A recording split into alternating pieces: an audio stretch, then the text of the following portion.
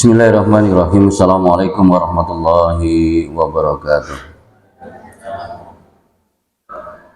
Alhamdulillahilladzi arsala rasulahu bil huda wa dinil haq liyudhhirahu ala dini kullih wa kafa billahi syahida. Asyhadu an la ilaha illallah wa asyhadu anna Muhammadan abduhu wa rasuluhu, amma ba'du. Alhamdulillah, segala puji bagi Allah atas segala nikmat yang diberikan kepada kita semuanya, dan mudah-mudahan kita termasuk hamba Allah yang selalu bersyukur.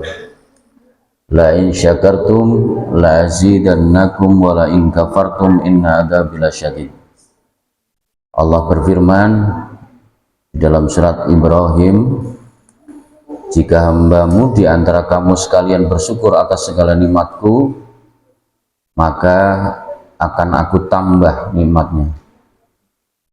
La in syakartum la azidannakum wa la in kafartum, jika kamu kufur, tidak mensyukuri atas segala nikmat yang aku berikan, kata Allah, inna adzabi lasyadid, sesungguhnya azabku sangat pedih.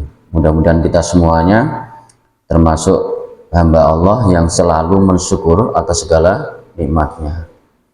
Mensyukuri yaitu yang saat ini ada, dengan posisi kondisi mungkin mulai jasad kita yang macam-macam, ada yang tinggi, ada yang tidak tinggi, ada yang ganteng, ada yang sedikit gantengnya, ada yang kulitnya putih, ada yang putihnya sedikit, bukan hitam ya, bahkan mungkin putihnya sangat tidak nampak.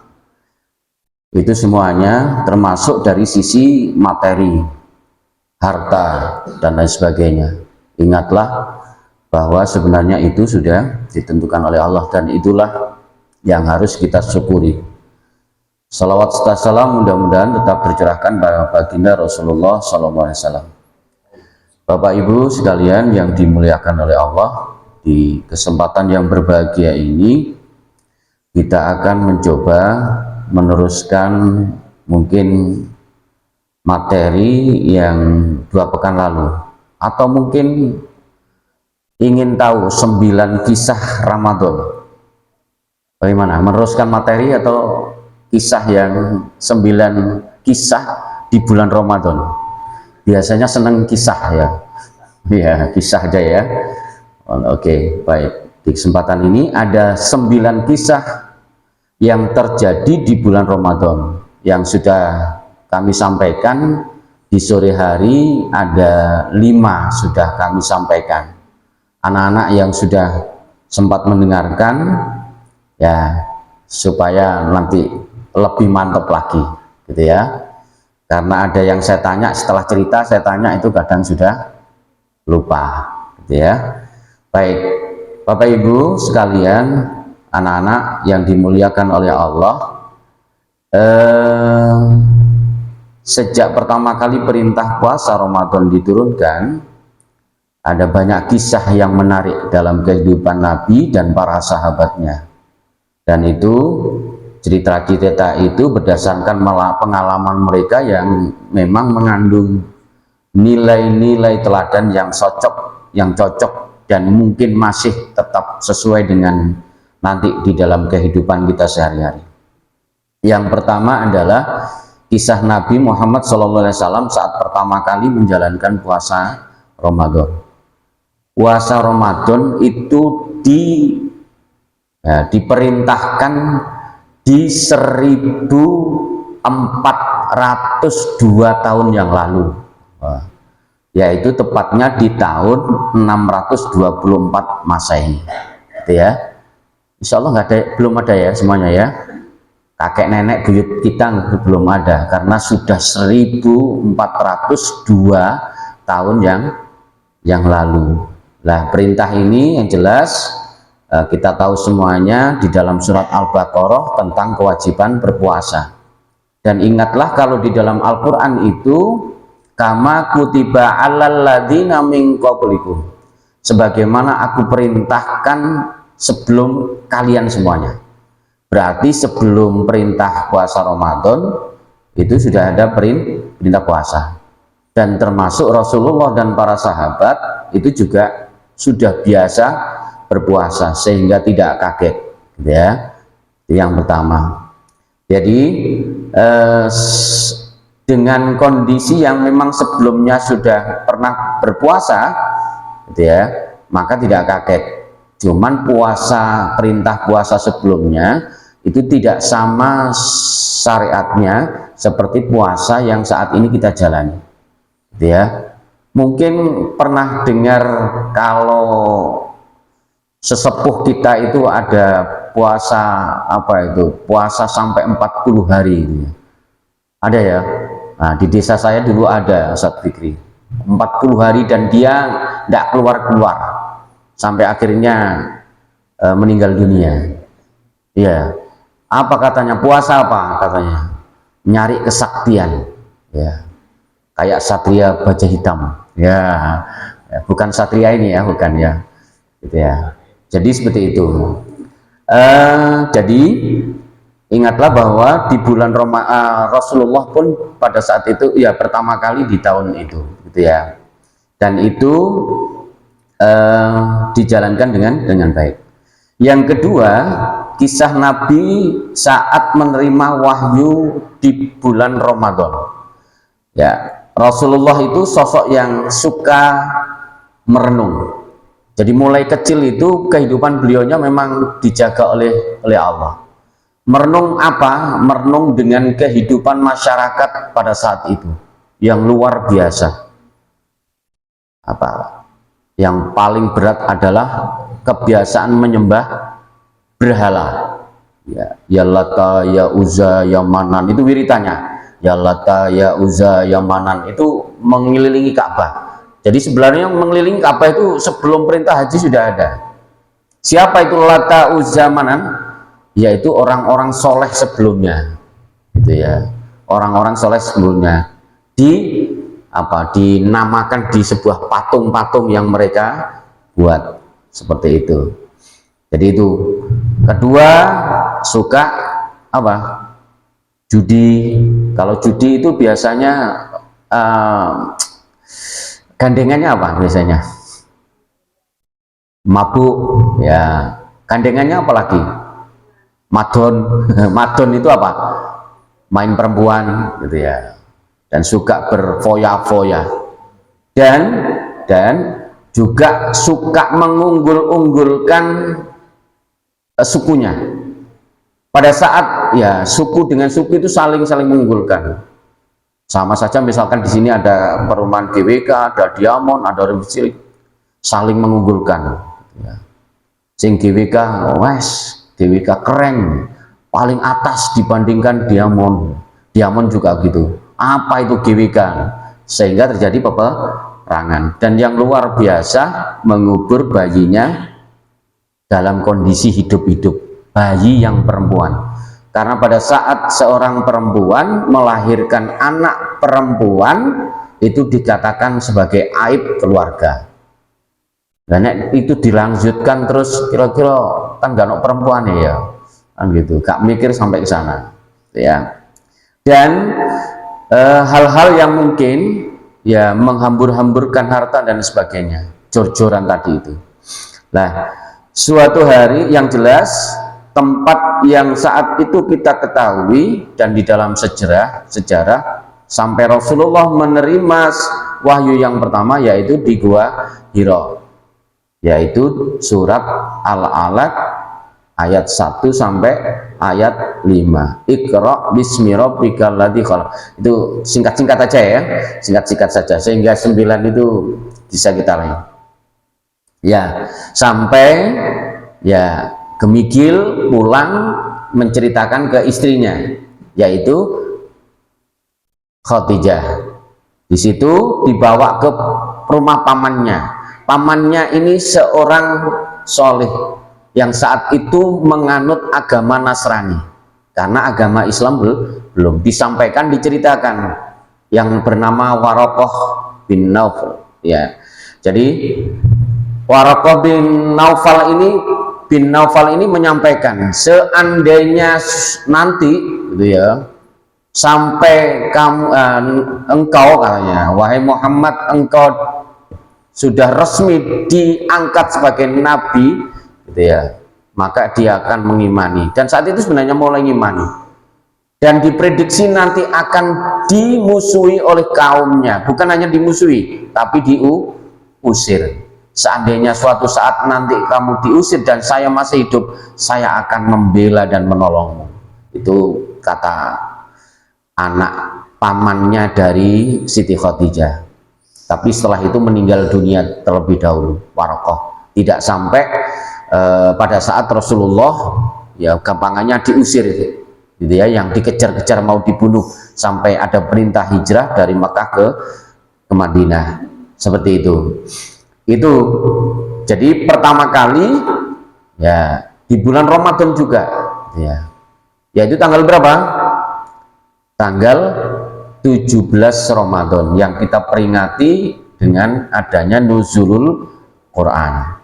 Itu yang pertama. Yang ketiga, kisah Nabi Muhammad memenangkan perang Badar. Yang perang Badar ini adalah perang terbesar di dalam sejarah agama Islam, perang Badar, dan itu terjadi di bulan Ramadan, yang saat itu dikatakan sebagai perang paling besar karena ya musuhnya 3 kali lipat lebih dibandingkan kaum muslimin, yang saat itu kaum muslimin hanya jumlahnya 313, sedangkan kaum kafir Quraisy berjumlah berapa? 1000. Jadi gampangannya satu kaum muslimin melawan 3 sampai 4 gitu ya, 3 lah perkiraan, rata-rata 3 lawannya gitu ya. Itu dikatakan sebagai perang Badar, perang yang paling besar gitu ya. Dan itu pun terjadi pada 17 Ramadan, yang terjadi dalam kondisi berpuasa.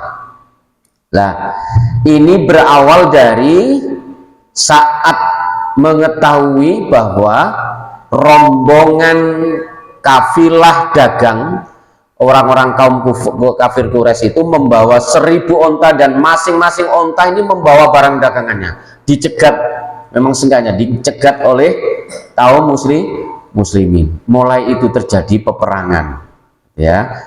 Nah, di dalam peperangan ini ya ternyata Allah menurunkan para malaikatnya untuk membantu kaum muslimin. Jadi tiba-tiba ada yang kepalanya lepas, padahal tidak ada nampak orang yang memenggal di situ.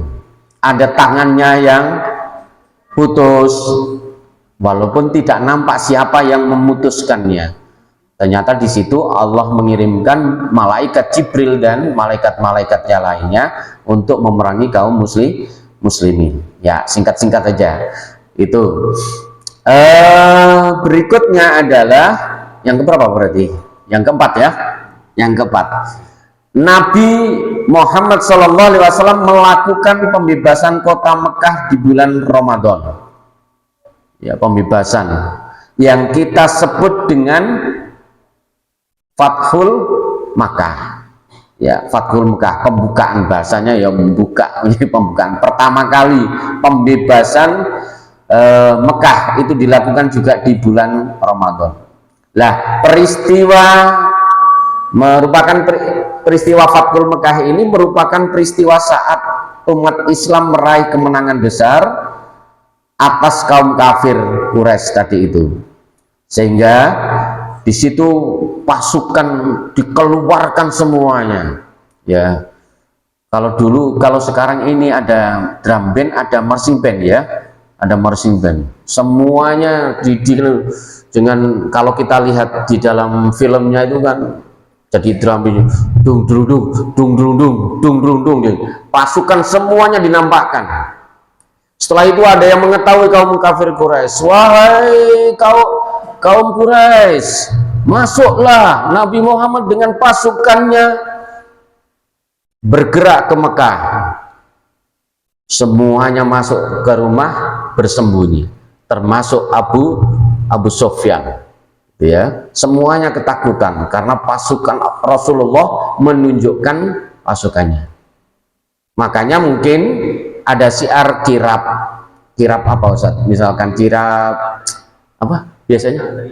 Hari santri, kirap apa lagi? Nah, itu sebenarnya secara tidak langsung menunjukkan ini loh, kaum muslimin itu besar.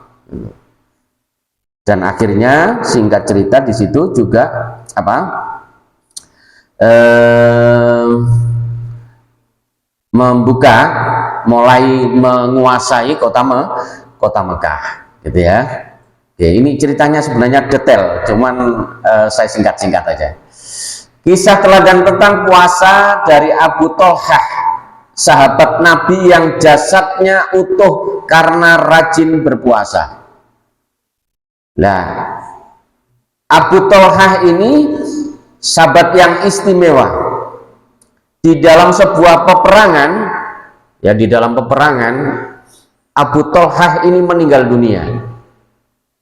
Ternyata mau menguburkan itu enggak, apa istilahnya, enggak nemu tempat yang memang sesuai gitu ya. Ya. Sebenarnya sebelumnya Abu Thalhah pada saat mau perang itu, mau berangkat perang, anaknya itu sudah bilang, ayah, kamu itu sudah tua gitu ya, sudah jangan berangkat. Kamu apa, ayah ini sudah waktunya istirahat, biarkan kami anak-anakmu yang berangkat perang. Maka Abu Thalhah pun menjawab, anakku, kita harus selalu berjuang di jalan Allah seperti yang Allah katakan di dalam surat Taubat. Apa di dalam surat At-Taubah itu? Berangkatlah kamu baik dalam keadaan merasa ringan maupun berat. Artinya seperti kita bersedekah, yang baik itu kan apa? Kondisi lapang maupun kondisi sempit. Minimal sedekah dengan senyuman. Itu kan paling murah ya. Ya, paling murah. Kalau tersenyum itu, ada orang tersenyum itu ya kan seneng ya, yang lihat itu seneng. Pokoknya jangan senyum-senyum sendiri ya, apalagi di pojok sawah sana ya, kecuali kalau sekarang banyak orang senyum karena megang HP ya, seperti itu. Jadi seperti itu, akhirnya berangkat dan meninggal dunia. Jasadnya 7 hari itu belum dimakamkan, dan selama 7 hari itu tidak berbau dan lain sebagainya, sama seperti kayak orang masih tidur gitu ya, orang tidur. Mungkin ada yang menyampaikan, lu Pak Bas, itu di mana itu Pancabudi ya, yang di kota itu kok sampai lama, itu kok gak busuk-busuk gitu kan. Iya, itu karena disuntik, itu diformalin ya Mas ya, diformalin awet itu.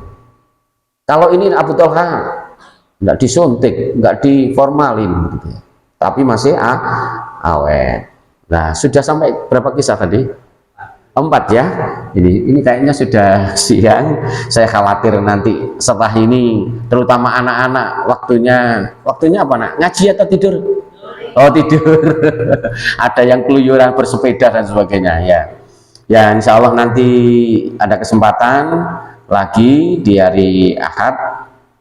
Nanti kita akan sampaikan ada sahabat yang pingsan karena tidak sahur, ada yang mungkin juga ahli puasa yang apa mentang-mentang kuat mengakhirkan berbuka sampai wajahnya menghitam dan sebagainya. Itu ya.